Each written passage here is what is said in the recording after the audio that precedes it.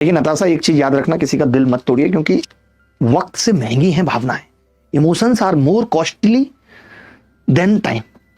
तो इसलिए मतलब समय से महंगा हम यही सुनते थे कुछ भी नहीं है। अब आज समझ में आता है कि भावनाएं हैं समय से महंगी, इसलिए उसी पे खर्च करें जो समझ सके। ऐसा नहीं, लेकिन पता कहां चल पाता है, हम खर्च करते रहते हैं, फिर एक दिन पता चलता है कि इसका खर्चा तो कहीं और हो रहा है।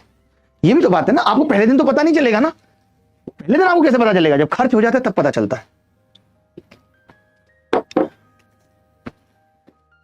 देखो अब देखना भाई, प्लस भाई देखो जरा, 7 लिखा हुआ है और 11 और 18/23 लिखा हुआ है।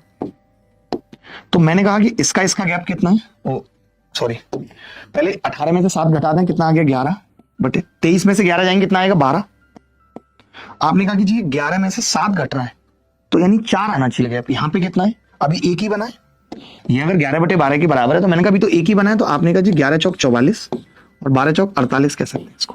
अब आप यहां से देख के बता सकते हैं कि x की वैल्यू कितनी है। मैं गलत तो नहीं कर रहा हूं कुछ, बिल्कुल नहीं कर रहा हूं ना, पक्का। मैंने कहा 18 में से 7 गए 11, 23 में से 11 गए 12, 11/12 एक का गैप था, जबकि गैप कितने का होना चाहिए, 4 का। तो 11 चौक 44, 12 चौक 48, तो ये x की जो वैल्यू आ रही है वो 37 आ रही है। सोचो कितनी टिपिकल है, और यहाँ पे इतने आसानी से आ जा रही है ये वैल्यू। अगर x की वैल्यू 37 है तो 37 में से 1 गया, ये तो आ गया जी 36, और 37 दूनी 74 में से 10 गए, ये आ गया 64।